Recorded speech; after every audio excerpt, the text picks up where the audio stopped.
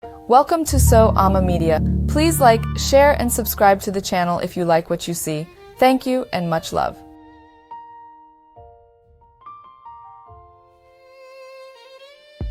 Before we begin, take a moment to like this video, share it, and subscribe to the channel.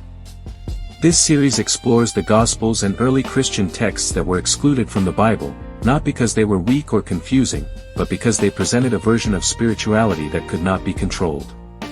Today's text is called the Acts of Thomas.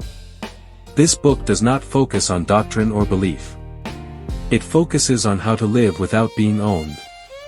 According to this text, the Apostle Thomas travels east, far beyond the boundaries of the Roman world.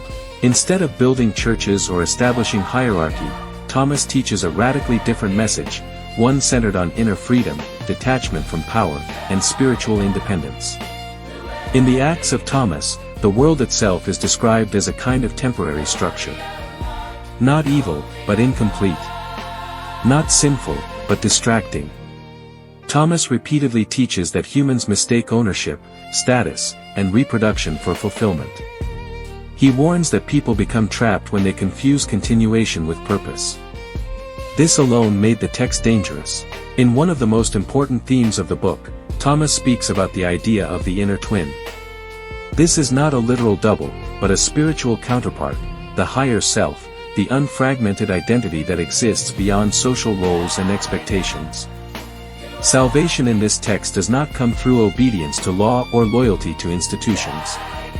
It comes through recognition, realizing that your true identity is not defined by empire, family obligation, or material success. Marriage in the Acts of Thomas is treated symbolically. It is not condemned, but it is reframed. The true union is not between two bodies, but between consciousness and truth. This is why the text repeatedly emphasizes celibacy and restraint, not as moral superiority, but as freedom from systems that bind people to endless repetition. From a political perspective, this message is explosive. An empire needs families, reproduction, inheritance, labor, and obedience. A spiritual teaching that encourages detachment from these systems threatens the entire structure. The Acts of Thomas also presents Jesus in a very different light. Not as a ruler, not as a king, not as a figure demanding worship, but as a guide pointing people back to their own inner authority. This version of Christianity does not expand through conquest. It spreads quietly, person to person, through transformation rather than conversion. Historically, texts like the Acts of Thomas survived longer in Eastern traditions, far from Roman control. But as Christianity became centralized, standardized, and aligned with imperial power, this book became unacceptable. A faith that teaches people they are free from ownership cannot be used to rule them. So the Acts of Thomas was excluded. Not because it denied Christ, but because it denied empire. What makes this text powerful today is how relevant it still feels.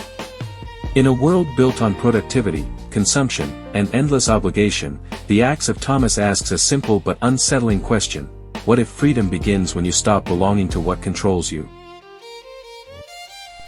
Till the next video.